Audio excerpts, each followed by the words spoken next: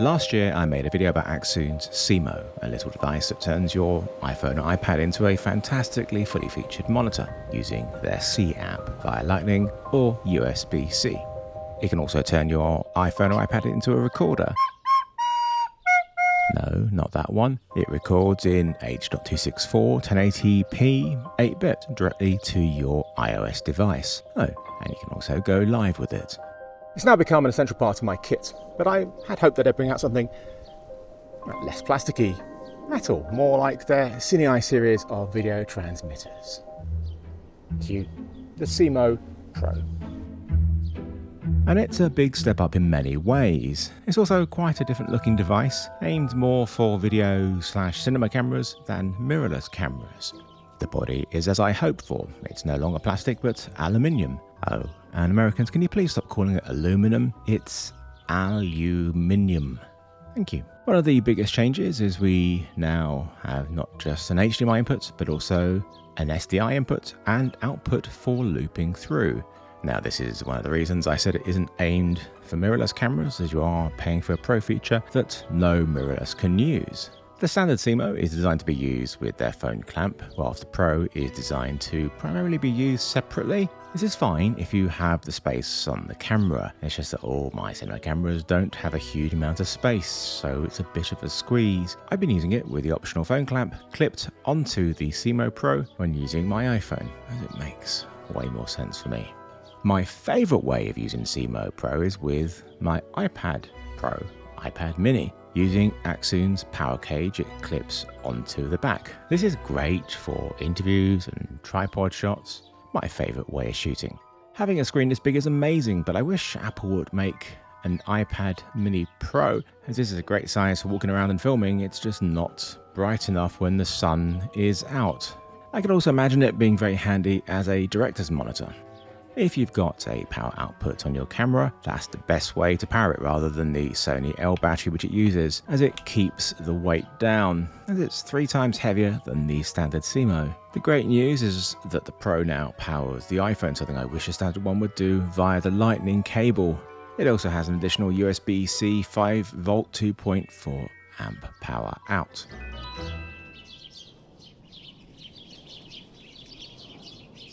The hardware would be worthless if the software was no good, but thankfully the Accsoon Seemo app is a terrific monitoring app. It's chock full of all the features you could ask for.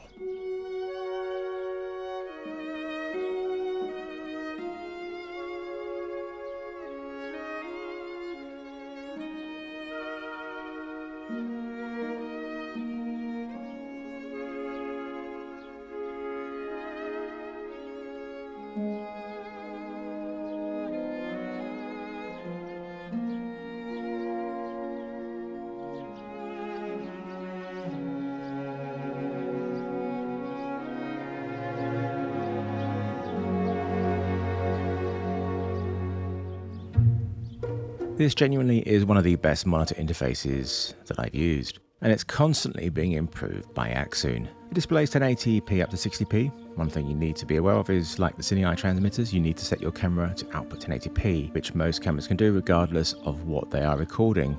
The latency is pretty minimal at around 10 milliseconds. The ability to record is incredibly useful for me, mostly for when I am filming reviews and need to capture menus and the on-screen display, but normally I have my camera set to clean output. It's not an Atomos replacement, as it's only 30 megabits a second, 8-bit, but more than enough for sharing footage and social media, and for use in my reviews. Another very useful feature is the ability to broadcast from it. Great for remote viewing for clients, and of course for YouTube Lives. I find it strange that there's people out there who've never shot with a viewfinder, an EVF. It's the proper way to film handheld. You pass the image, gives you more stability, much better in bright light, and also, you don't have a monitor for people crowding around. It's the way to shoot. But so many cameras don't actually come out with them, or even have an option to buy one for them. With my FX6, I use the Zacuto gratical line, and they're terrific. But what's that got to do with this? Zacuto have made a Z Finder to work with the iPhone and the SeeMo Pro. When you use it, you Press the EVF button to shrink the display, which keeps the loop size down, but very importantly, puts all of the controls on the exposed left-hand side of the iPhone screen. The loop part can slide off, so you can switch between an EVF and monitor easily. This is only a 3D printer prototype. At the time of making this video, I don't know if Sakuto will put it into production, nor do I know what the cost would be if they did. But if you are interested, then let them know in the comments below. Accsoon have also partnered up with ProLicht, who make some terrific lights. Do check out the video I made back in 2021 about their Orion 300 FS. Using the SeeMo or SeeMo Pro, you open the Chroma link and select Image Track. Pick a point and it will mimic that light. This would be really useful for virtual production and keeping up the changing color temperature when the sun goes in and out on a broken day, for example. Unfortunately, it does mean you can't use the C app at the same time, so the SeeMo becomes a ProLicht accessory rather than a monitor. The SeeMo Pro is more expensive than the SeeMo, around twice the price, so it may not be right for you, especially if you're using mirrorless cameras. But then again, the robustness and the ability to charge your device are important factors. If your camera does have an SDI output, then without question, that's the one to go for. But the big question for many is, should you get a monitor instead? Well, there are some very good affordable monitors these days, but the iPhone and iPad Pro are very color accurate, and you have all the additional features I've mentioned in this video. But the key thing for me is being able to use my iPad Pro with it, as it makes such an incredible monitor.